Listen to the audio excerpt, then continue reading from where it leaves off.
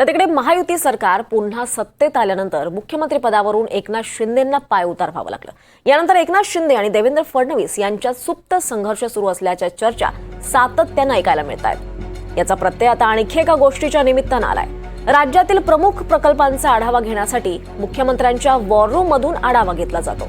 आता एकनाथ शिंदे यांनी याच धर्तीवर विविध प्रकल्पांचा आढावा घेण्यासाठी स्वतंत्र कोऑर्डिनेशन रूम स्थापन केली आहे।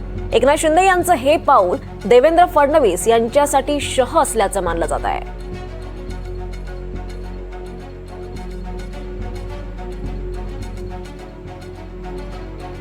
याचाच आढावा घेतलाय आमचे प्रतिनिधी अक्षय कुडकेलवार यांनी।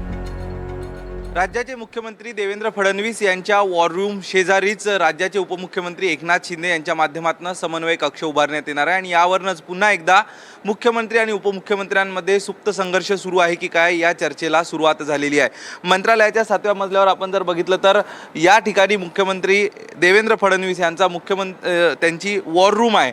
या वॉर रूमच्या माध्यमातून देवेंद्र फडणवीस यांच्याकडनं राज्यातील महत्त्वाच्या प्रकल्पाचा आढावा घेतला जातो। तर याच मजल्यावरती एकनाथ शिंदे यांचं एक दालन आहे आणि त्या दालनात एकनाथ शिंदे यांच्या माध्यमातून उपमुख्यमंत्री समन्वय कक्षाची स्थापना करण्यात येणार आहे। या माध्यमातून एकनाथ शिंदे हे त्यांच्या मंत्र्यांकडे जी खाती आहेत त्या खात्यांच्या त्या विभागांच्या कामकाजाचा आढावा घेणार आहे। यावरून कुठेतरी मुख्यमंत्री आणि उपमुख्यमंत्री यांच्यात समन्वय नाही का, एकनाथ शिंदे यांना दूर सारून देवेंद्र फडणवीस यांनी अजित पवार यांना जवळ केलं अशाही देखील चर्चा सुरू आहे मंत्रालय परिसरामध्ये आणि त्याचमुळं कुठतरी आता या देवेंद्र फडणवीस यांच्या वॉर रूमला शह देण्यासाठी उपमुख्यमंत्री या ठिकाणी समन्वय कक्षाची स्थापना करताय का असा प्रश्न उपस्थित होतो। कारण आपण जर बघितलं तर एकनाथ शिंदे यांच्या माध्यमातून रायगड पालकमंत्री पदाचा वाद असेल, त्यासोबतच इतर खात्यांचा सुरुवातीपासूनच वाद हा चव्हाट्यावर आलेला आहे आणि एक मंत्रिमंडळाच्या बैठका वगळता इतर कुठल्याही बैठकांना एकनाथ शिंदे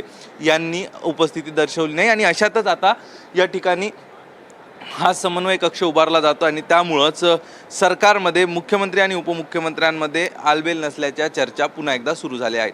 कॅमेरा पर्सन प्रतीक जाधवसह अक्षय कुडकेलवार, NDTV मराठी, मुंबई।